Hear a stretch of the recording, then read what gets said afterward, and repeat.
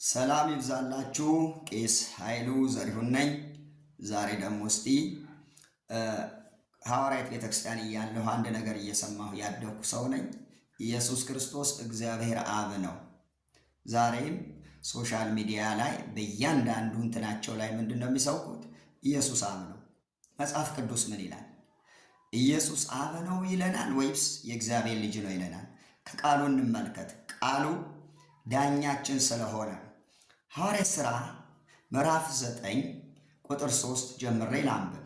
ሲሄድም ወደ ደማስቆ በቀረበ ጊዜ ድንገት በእርሱ ዙሪያ ከሰማይ ብርሃን አንጸባረቀ። ጌታ ሆይ ማን ነህ አለው። እርሱም አንተ የምታሳድደኝ እኔ ኢየሱስ ነኝ። የመውጊያውን ብረት ብትቃወም ለአንተ ይብስብሃል አለው። ሳኦል በዚህ ስፍራ ጌትነቱን አመነ። ጌታ ሆይ ማን ነህ አለው እንጂ አብ ሆይ ማን ነህ አላለውም። የዛሬ የሐዋርያት ቤተክርስቲያን ቢሾፖች አብ ሆይ ማን ነህ ይላሉ። የተለወጠው ሳኦል ግን ጌታ ሆይ ማን ነህ ይላል። እባካችሁ መልእክታችሁ ፈትሹ። ቁጥር 20 ወዲያውም ስለ ኢየሱስ ክርስቶስ እርሱ የእግዚአብሔር ልጅ እንደሆነ በምኩራቦች ሰበከ። የሰሙት ሁሉ ተገረሙና ይህ በኢየሩሳሌም ይህንን ስም የሚጠሩትን ያጠፋ አይደለምን? ስለዚህ ታስረው ወደ ካህናት አለቆች ወስዳቸው ዘንድ ወደዚህ አልመጣምን አሉ። ይህ ሰው ከተለወጠ በኋላ ምንድን ነው ያለው? ኢየሱስ ጌታ እንደሆነ የእግዚአብሔር ልጅ እንደሆነ ነው እንጂ የሰበከው እግዚአብሔር አብ ነው ብሎ አልሰበከም። መልእክት ጻፊው ያላለውን፣ እግዚአብሔር ያላለውን፣ መንፈስ ቅዱስ ያላስተማረውን እንዴት ነው እናንተ በዚህ ልክ ኢየሱስ ክርስቶስ አብ ነው ብላችሁ በድፍረት ብትናገሩት? በሌላ ደግሞ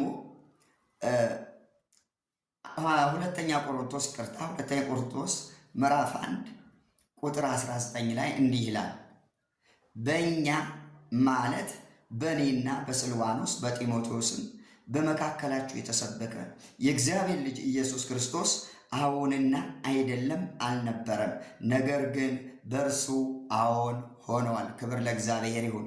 አያችሁ፣ በእኔ በስልዋኖስ በጢሞቴዎስ እኔ ያለው ጳውሎስ ራሱን ነው። ስለዚህ የተሰበከው ምንድን ነው ብሎናል? ኢየሱስ ክርስቶስ የእግዚአብሔር ልጅ እንደሆነ እንጂ ኢየሱስ ክርስቶስ እዚህ ስፍራ እግዚአብሔር አብ ነው ብለው አልሰበኩም። ይሄ ስብከት ከየት ነው የተቀበላችሁት? ከየት ነው የምታመጡት?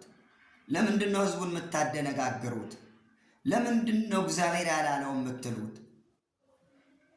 እግዚአብሔርን ለማስከበር ነው? ለህይወታችሁ ጥቅም ነው ወይስ በልህ ነው? አንዴ ገብተንበታል ብላችሁ። እስቲ እግዚአብሔር አብ ከተናገረው ደግሞ እንስማ። ይሄ ማቴዎስ ምዕራፍ 3 ይቅርታ 17 ያለውን አንብበው። ማቴዎስ ምዕራፍ 17 ቁጥር 5 እንደዚህ ይላል፣ እርሱም ገና ሲናገር እነሆ ብሩህ ደመና ጋረዳቸው። እነሆም ከደመና በእርሱ ደስ የሚለኝ የሚወደው ልጄ ይህ ነው፣ እርሱን ስሙት የሚል ድምፅ መጣ ይላል። እርሱን ስሙት፣ የሚወደው ልጄ እርሱ ነው፣ እርሱን ስሙት የሚል ድምፅ መጣ ይለናል። እናንተ ግን እነዚህ አሁን የማነባቸው ቃሎች አታምኗቸውም። ምክንያቱም አብ ነው ስለሚል ዶክትሪናችሁ ይጋጭባችኋል። እንደምንም ብለን አቻችለን፣ ክብር ለእግዚአብሔር ይሁን፣ እንደምንም ብለን አቻችለን አብ እናርገው እያላችሁ ነው። እልህ እኮ ነው የተያያዛችሁት ከመጽሐፍ ቅዱስ ጋር። እርሱም ስሙት አለ። ካልሰማንስ ምንድን ነው የሚገጥመን?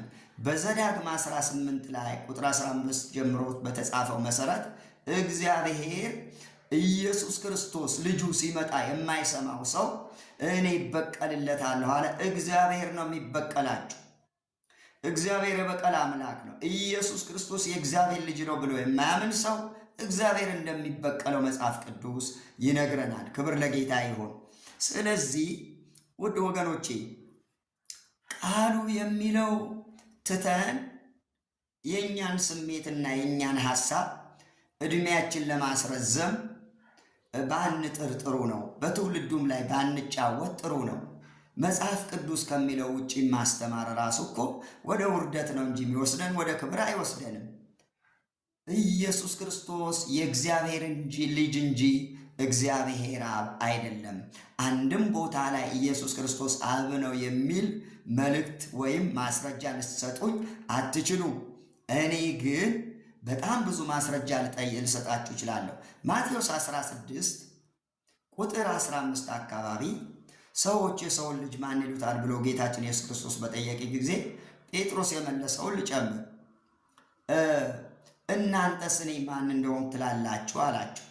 አንተ ክርስቶስ የሕያው የእግዚአብሔር ልጅ ነህ አለው። በሰማያት ያለው አባቴ እንጂ ሥጋና ደም ይህንን አልገለጠልህምና ብፁዕ ነህ። የተባረክን እንድንሆን፣ ትውልዳችን የተባረከ እንዲሆን፣ ዕድሜያችን የተባረከ እንዲሆን፣ አገልግሎታችን ሌላው የሚባርክ እንዲሆን ኢየሱስ ክርስቶስ የእግዚአብሔር ልጅ ነው ብለን እንመን ሁላችንም።